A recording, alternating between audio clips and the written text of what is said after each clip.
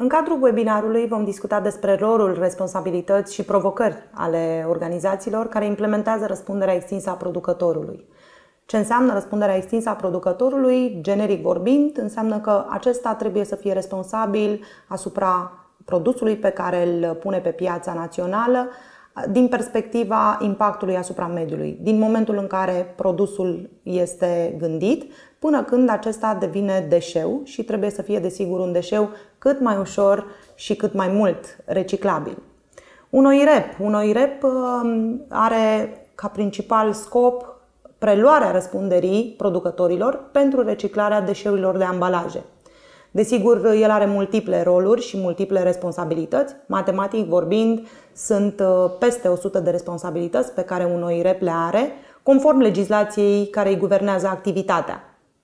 Un OIREP are obligații în raport cu producătorii, dar și cu autoritățile de mediu, cu restul stakeholderilor din acest domeniu, cum ar fi colectorii de deșeuri, primăriile, reciclatorii și alte organisme care se ocupă de managementul deșeurilor.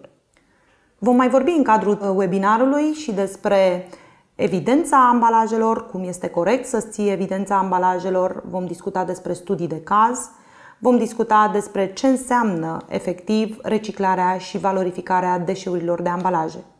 Cu ajutorul invitatului nostru, expert în managementul deșeurilor de ambalaje, vom trata cât mai multe studii de caz și vom răspunde întrebărilor care cu siguranță vor veni din partea dumneavoastră.